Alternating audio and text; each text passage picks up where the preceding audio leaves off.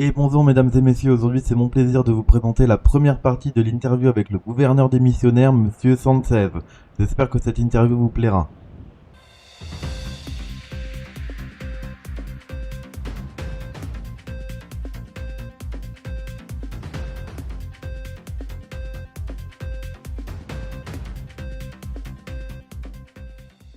Gouverneur, comment décririez-vous votre mandat en quelques mots?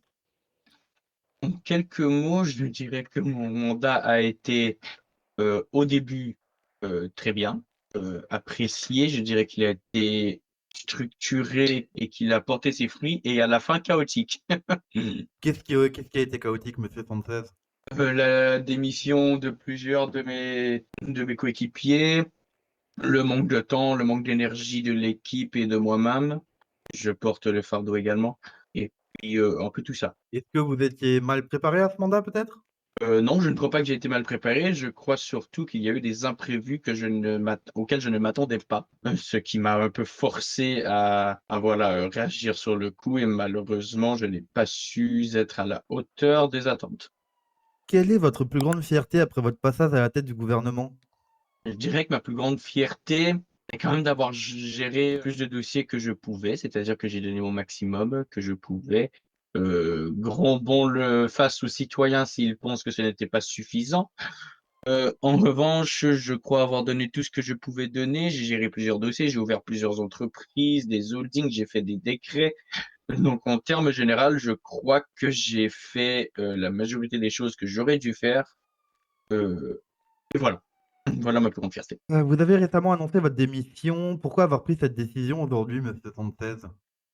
Alors j'ai pris la décision de démissionner, premièrement pour un manque de temps, étant donné qu'en ce moment j'ai beaucoup trop de voyages d'affaires et que je ne peux pas me rendre disponible en tout temps. Je comptais sur les membres de mon gouvernement pour m'assister dans cette période. En revanche, malheureusement, beaucoup de membres se sont destitués. Cela dit, je n'avais plus personne pour être avec moi et en l'occurrence, je n'avais pas le temps, ni l'énergie, ni la motivation pour tout gérer seul. Donc, j'ai pris la décision de laisser quelqu'un qui aurait peut-être plus de temps, plus d'énergie et plus de motivation pour gérer cet état.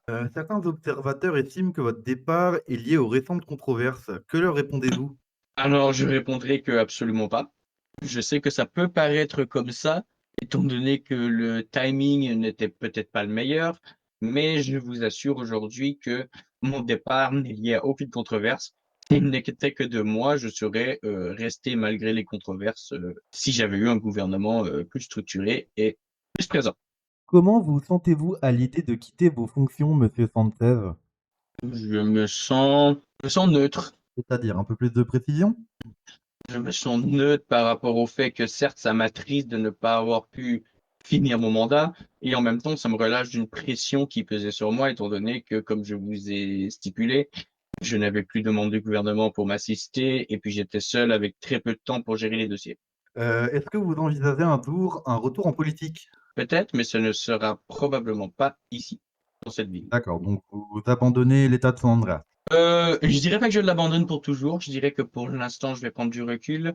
Je vais aller revoir ma famille qui habite à Liberty.